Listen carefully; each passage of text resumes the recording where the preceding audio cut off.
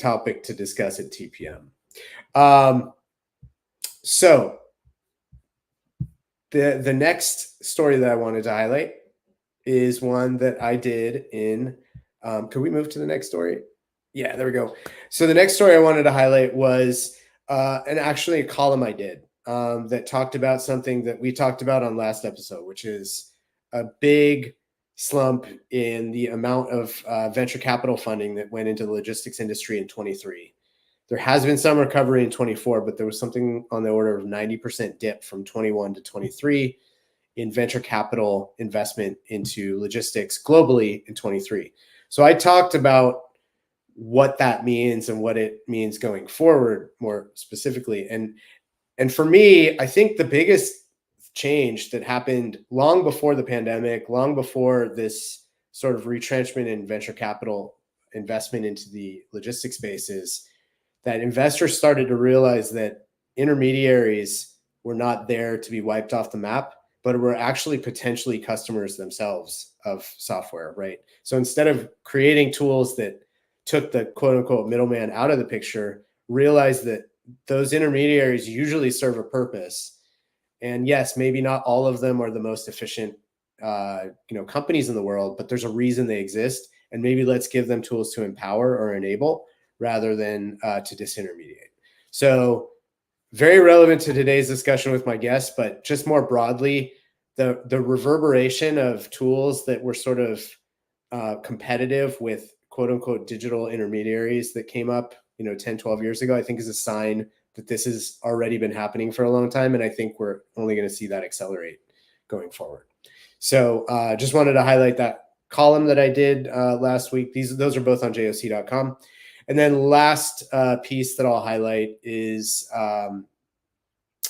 Lars Jensen. Everyone knows who Lars is. He's highly prolific analyst in the international logistics and container shipping space, writes a couple times a month for joc.com as well. He doesn't always write. In fact, he doesn't usually write about technology, but his last column a couple weeks ago, 2 Fridays ago, in fact, touched on supply chain and visibility. And this sort of dovetails with a lot of reporting that I've done, which is that as much investment, as much resource, as many companies that have been addressing quote unquote supply chain visibility over the past 2-3 decades, there's still, we've not reached the end zone on this, to use a football term. It's still a work in progress, as Lars puts it. Read the column. It's very interesting. I might quibble with a few things that Lars has to say in this, but that's just because I'm very close to this issue. I write about visibility all the time. And I do think there's been probably more progress that's been made without us realizing it. And yet there's still a lot of things where progress has not been as maybe fast as everyone would like it. I mean, this is something I wrote a year ago, that a lot of shippers were telling me that visibility wasn't where they thought it would be, given all the investment that's gone into it. But I actually think there's been some interesting moves of late by some of the visibility providers to really, take the data that they are generating and providing to customers and actually make it more actionable. Essentially, the execution part of the visibility question is what's been lacking, I think. So anyway, read the column. I'm definitely interested in your thoughts. Post them here, reach out to me later and give me your thoughts, but just a little bit of fodder for you to think about. But with no further ado, I am super, super excited. This is my guest is someone I've known a while, and it feels like I should have had her on the show long before this, but I'm glad I'm having her on right now because, as I said, she is going to be at Inland. I will be at Inland in 6 weeks. It's Kary Jablonski, who's CEO of a company called Trucker Tools. Hey, Kary. Hi, Eric. Thanks for having me on. Absolutely. Like I said, this feels like long overdue.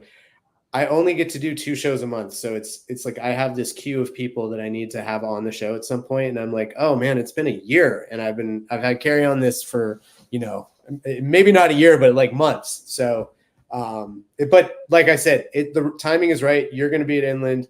You're going to be talking about brokerage technology at Inland. I'm really excited about that.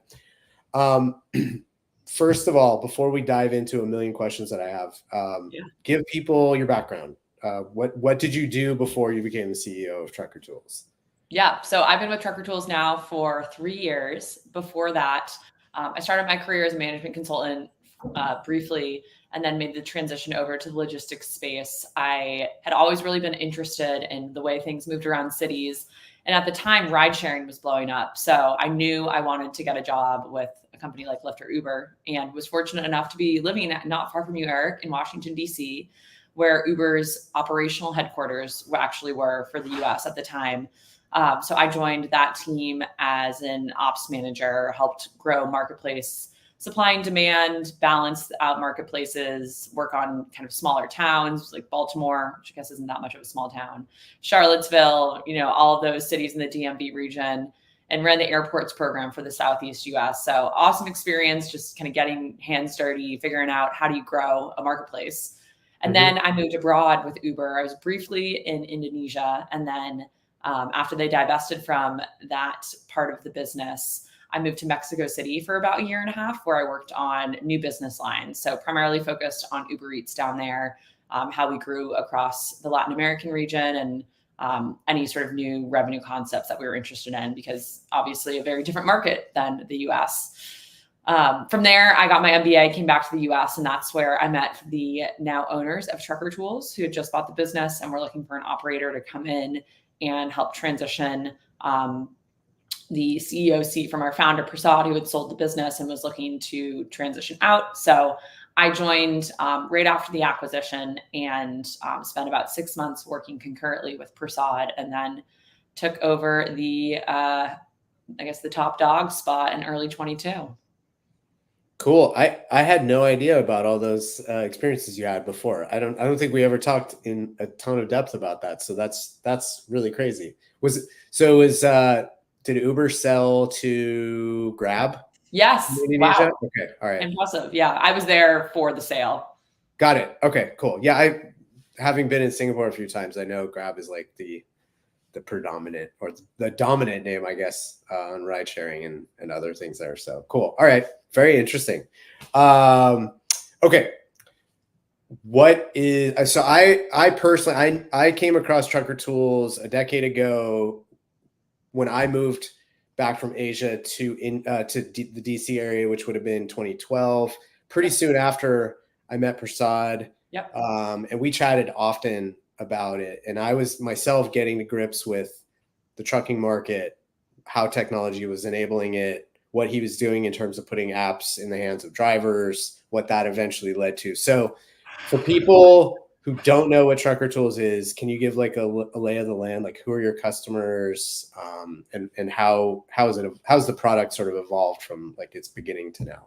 Yeah, we have a really interesting story. So today, what we are is a broker and carrier enablement tool. So our two main products are visibility. So I have lots of thoughts. I love the articles you highlighted as you're going through the rundown, because I have thoughts on all of them.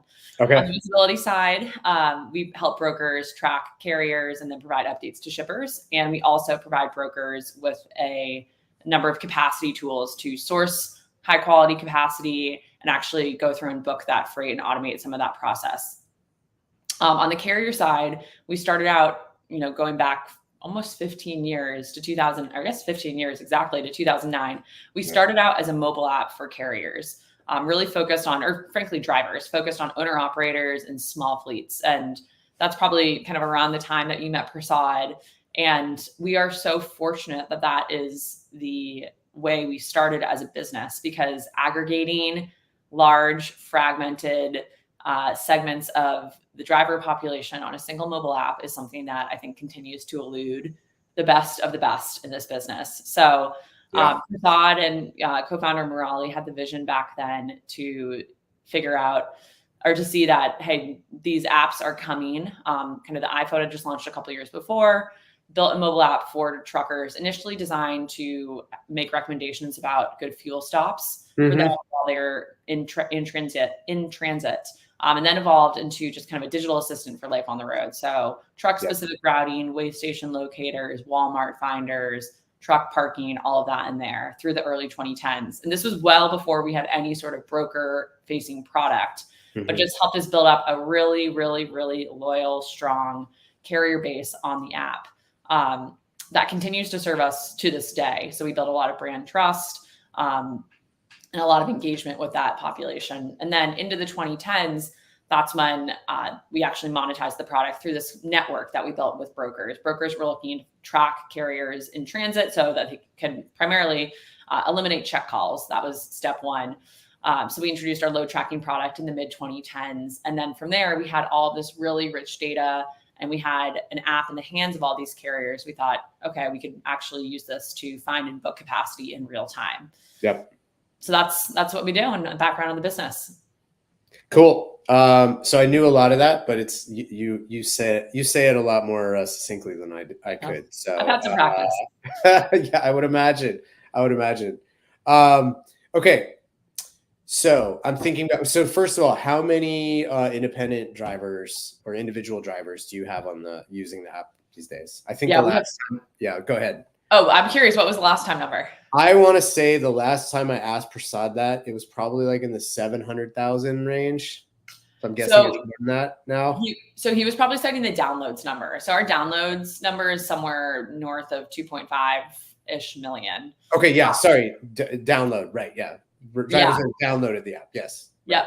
Our current active users, though, which I think is probably the best metric here. It's not just have we been able to blast this out into the market, but who's using it consistently. 300,000 monthly active drivers. So pretty meaningful share of the driver market. Yeah. Okay, cool. Just that's good context. So give us a state if you can. And I know this is like a broad question, but like let's focus on the broker side of things first, right? Yep.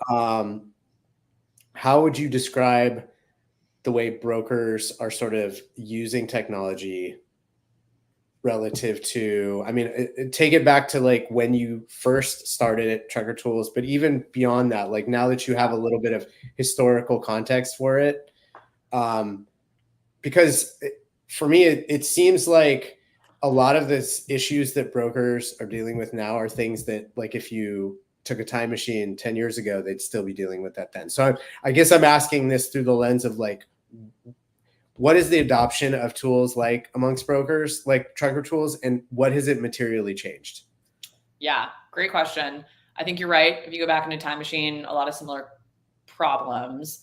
I think there's been efficiency gains across the board. TMSs have gotten a lot more sophisticated in the last decade, a lot more bells and whistles, and this kind of headless supply chain thesis where you've got a TMS or an ERP, a system of record with all of these tools that plug in like us.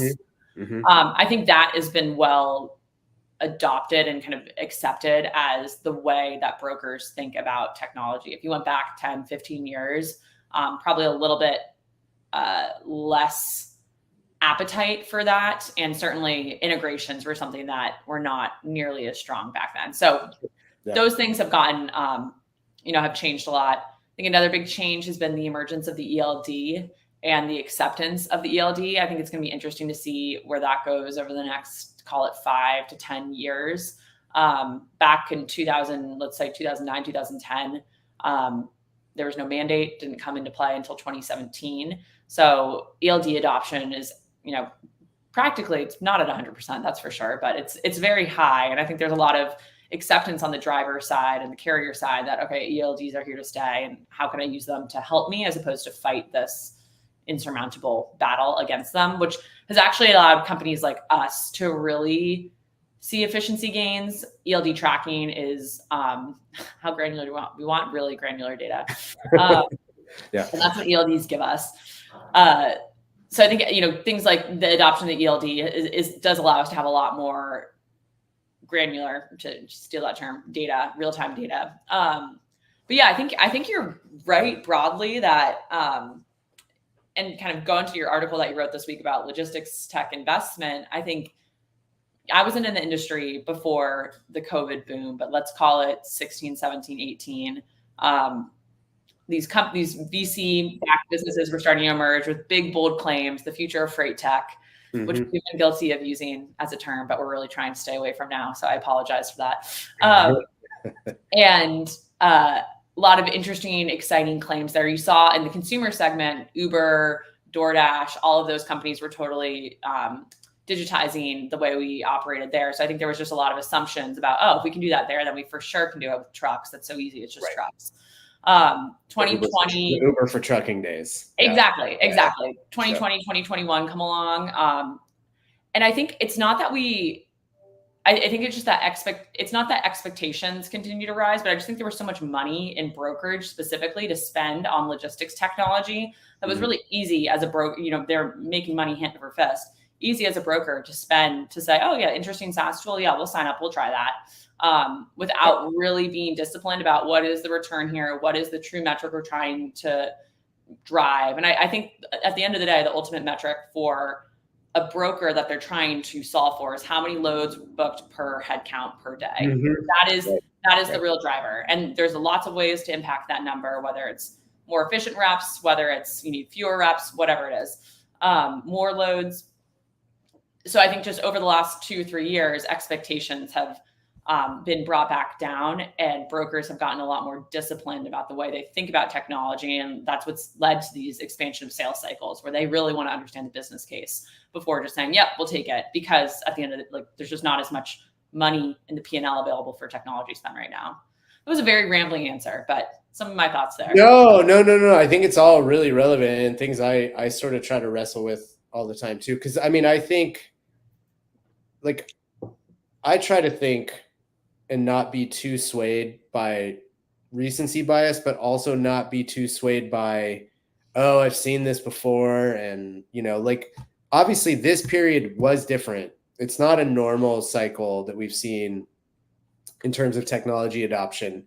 There was this incredible rush to invest in things, and maybe there wasn't the diligence done on whether it was the right thing or whether the ROI was correct or was sufficient. It was just grab whatever you can and it looks good, and I only have to pay per month, and it's I'm not signing up for something for the rest of our company's life. But there is that feeling now that things have normalized a little bit in terms of spending, that what did we actually accomplish, right? Yes, we definitely accomplished something, but did we accomplish enough, maybe is the right way to put it. I think that's a fair way to look at it.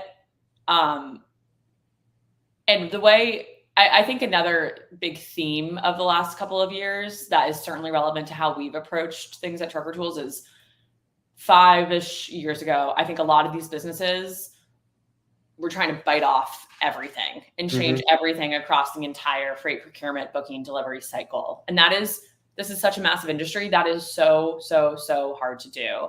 So something that we've done, I think pretty well, has been focus on one part of this and solve that problem really well. And I think you're starting to see businesses start to move that direction. For us, what that has been full truckload, over the road, visibility compliance. And even 3 years ago when I started, that number was somewhere in the kind of mid 60s. Now we're well over 90% on average. So by just focusing deeply on one thing, we've been able to drive. And you equate that to how many check calls are we not having to make, that delta between what 95% compliance versus 65% compliance is. That is hundreds of millions of dollars a year right there. So that is real. That is kind of the real ROI that when I think about it, that's what we've driven over the last couple of years.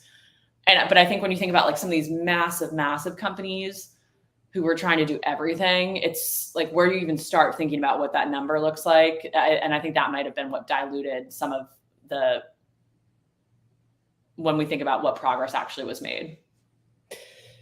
Yeah, it's very difficult, right? To measure that actually, right? Because every company's experience is going to be difficult. I mean, there would have been customers of yours that started using you in 2015 and sort of just took their own path through the pandemic, weren't influenced, use you, and it was as if the pandemic was just a normal period of time for them. But they were so far ahead in terms of understanding how to use Trucker Tools, how it was benefiting them. And then there's other companies that would have definitely turned to you during the pandemic, and maybe they weren't ready, or maybe they haven't fully leveraged you. So this is I like it's very difficult. Like there's not like hard data about any Yeah. of this stuff. So we're just sort of like measuring it. So what about the driver side of things? Because Yeah. you mentioned that was the genesis of the company initially, obviously with the ultimate goal of like tapping into that through the brokerage market. But are drivers now, or can we just say that, like, I know there was the whole app fatigue thing that you referenced indirectly earlier. How has the driver experience, day-to-day experience changed through things like Trucker Tools and other apps that they have to manage their day-to-day? Is it fair to say that like every driver now is using in-cab technology to like manage their day-to-day?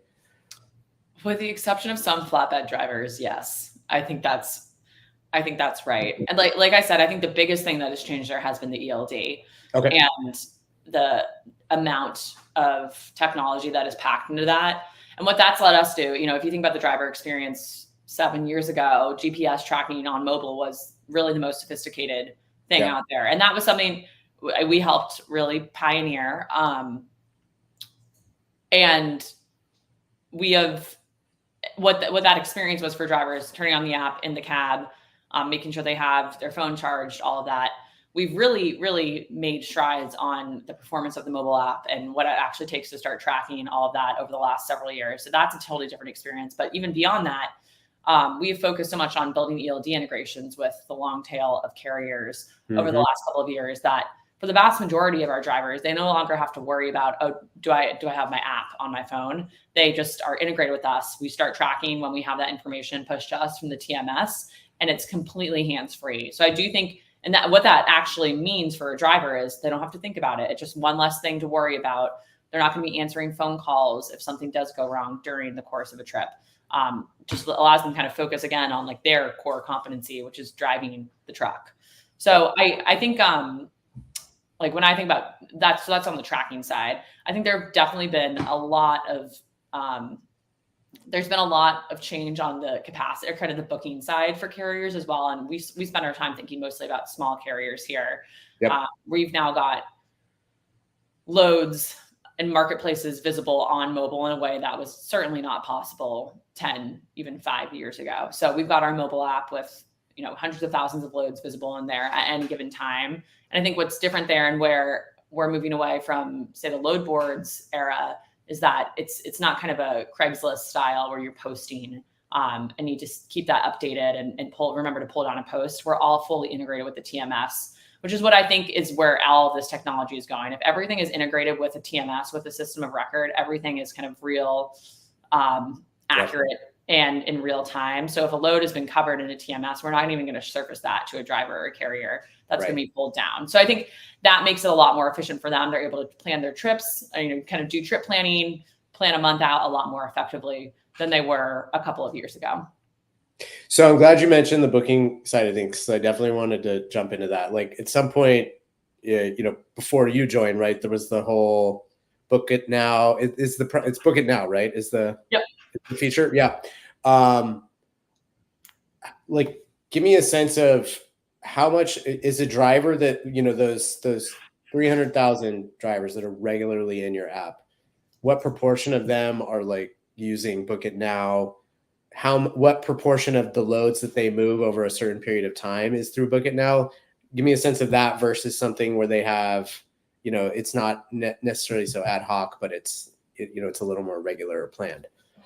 Yeah, so Book It Now is one of our features that we offer to brokers who post their loads or push their loads to us from their TMS to give a select set of carriers the ability to book it now.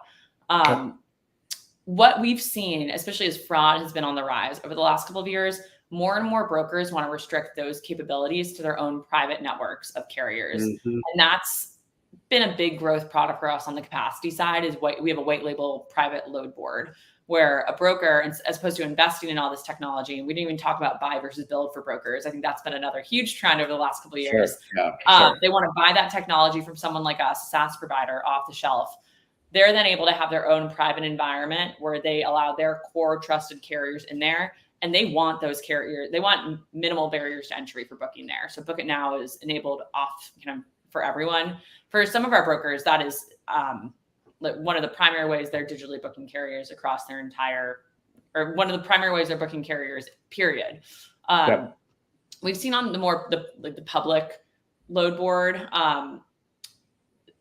we've seen Book It Now be less and less popular over the last year or two, just because we still receive a ton of offers, digital offers, but the ability to actually book something digitally in real time in a fraud-riddled space is just understandably something that brokers it's are a little more fraud.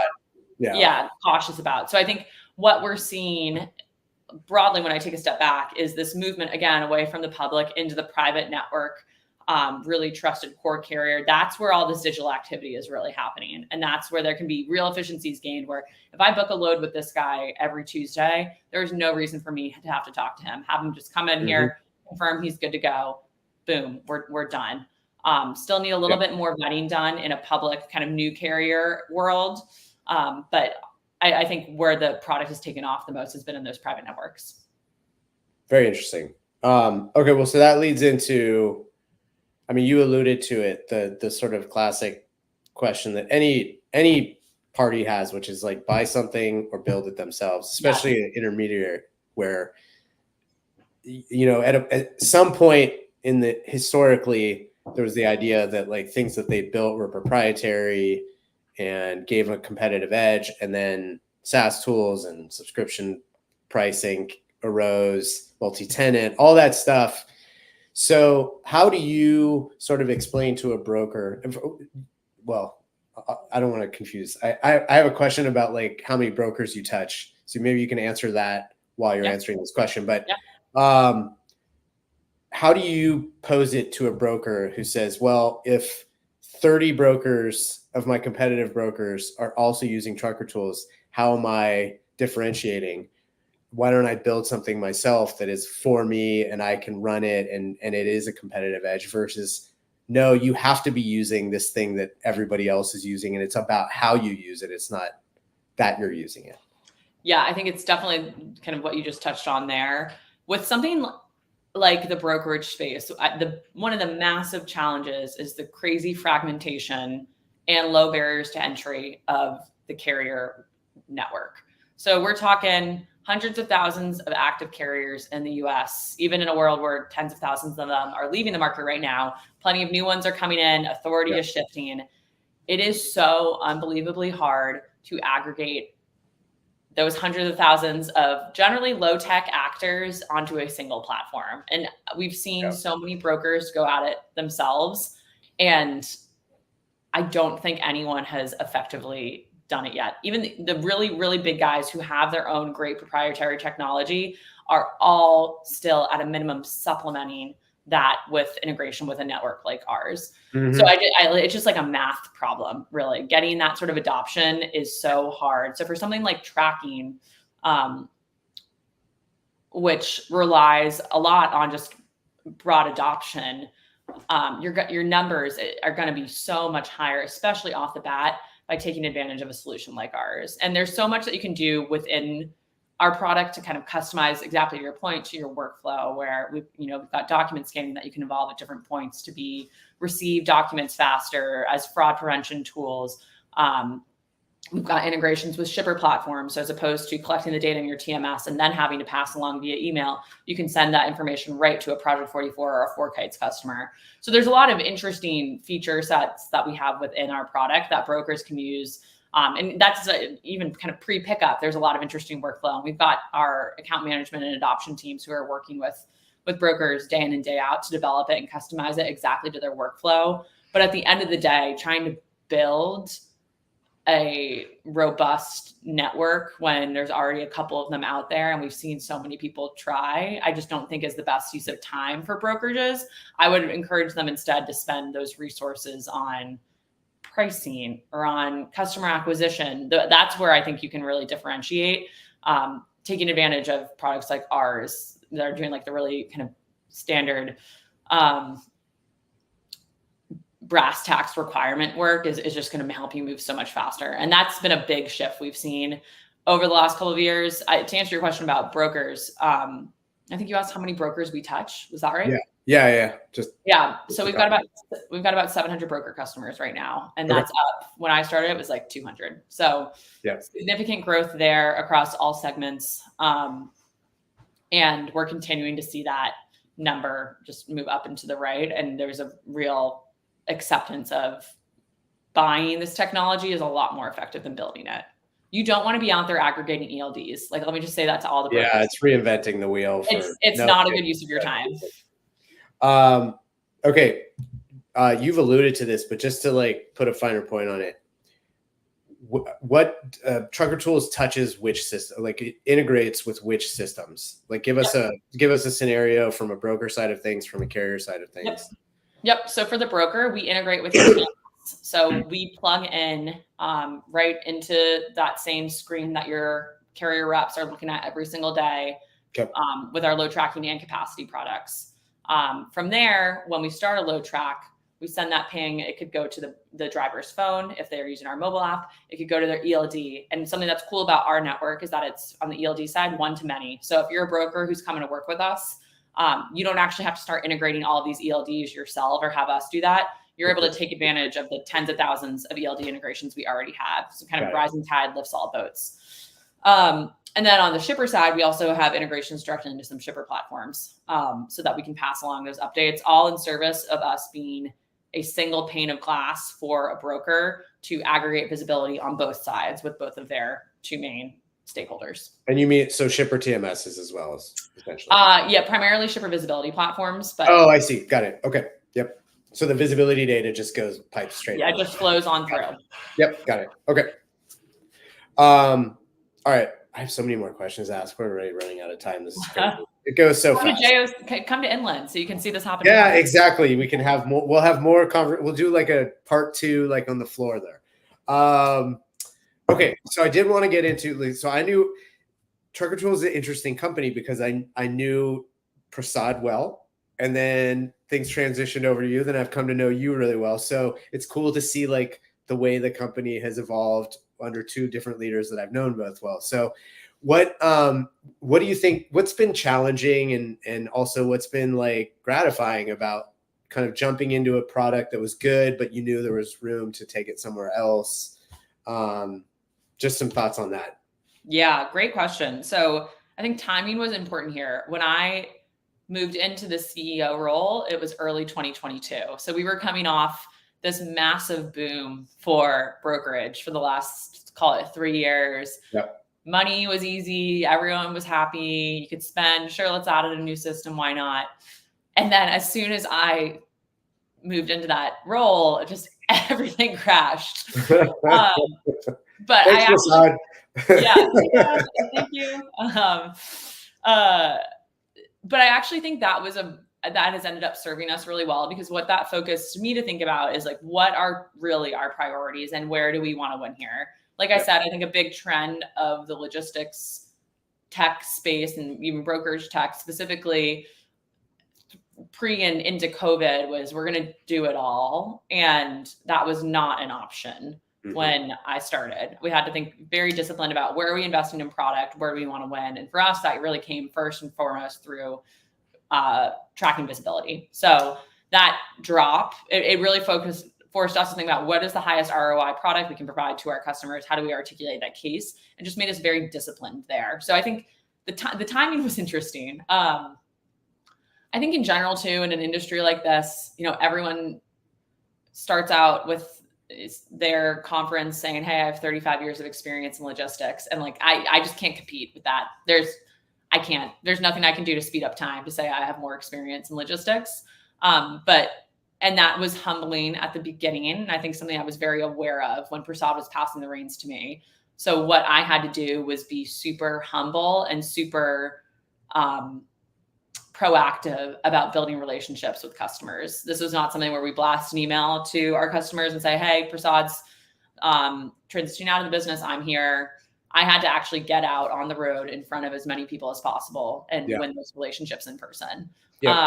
Which again, I think is sort of re-win them or reestablish it in a way. Exactly. Right? Exactly. Yeah. And they were all going through kind of the hardest times they've experienced over the last decade at that same time. So I had to show like, I'm here, I'm listening, we care. We're going to figure out how we make this work for both of us. Yeah, and then with the team too, and kind of the business, transitioning away from a founder is a very difficult moment for everyone. Certainly, I give Prasad so much credit in the way he's handled it, and he's doing more big things now. But Yeah. with this business, I feel so much pride in this business. I can only imagine how he felt putting 10 years of his life and everything into this.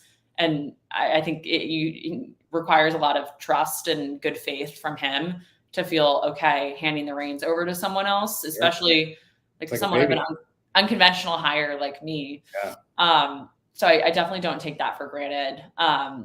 And yeah, I think really at the end of the day, I pounding pavement and getting out there and showing customers and our team that I was going to be in it, and I was going to like be doing this alongside them as opposed to just kind of calling shots from far away was the most important thing I had to do to nail the transition.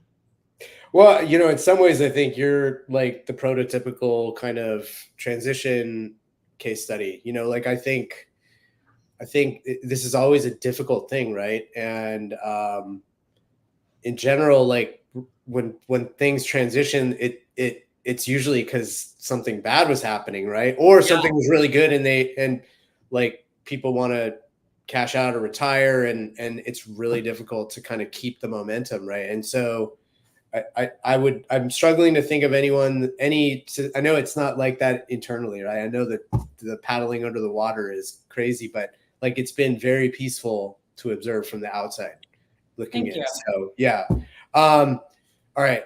We only have like 2 minutes, and I have like non-trucking questions to ask you. So from when I used to be on Twitter all the time before it descended into the cesspool that it is right now, I would always see you posting photos of like at Rupp Arena or talking about Georgetown basketball or Gonzaga or whatever.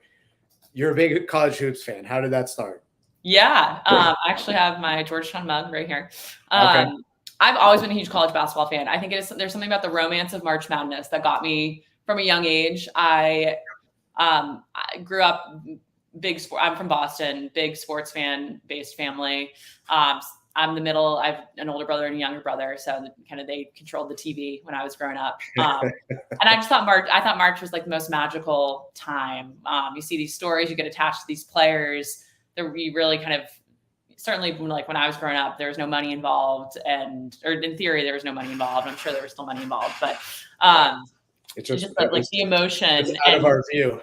Yeah, exactly. Yeah. The way it really did feel like anything could happen. So I've just always been a huge college basketball fan. And that was actually one of the reasons I went to Georgetown for undergrad. I wanted to go there because I wanted to go to a school with a big basketball program. And it hasn't really worked out over the last. It hasn't worked out since I think was like the last time it was big, right? So yeah, well, they made the Final Four in 2007. So like, and what kind of I forgot about that. In my day, Roy Hibbert and Jeff Green and all those guys. Totally forgot about that team. Otto Porter. But when I was there, they started flaming out early in the tournament, and it's only Patrick Ewing era. We could do a whole podcast about, but well, I grew up in LA, and I was a huge Syracuse fan. So from the 80s, like from Garrett Coleman, Stevie Thompson. Yeah, I don't even know if this like old school names. I see. So just Syracuse Georgetown was like, oh yeah, I would look forward to that for weeks. On Big Monday on ESPN back in the day. So totally. It's not quite. They still play every year now. Like I just saw they scheduled the game for early December. It's just not the same when it's in December and it's out of conference. Not the same.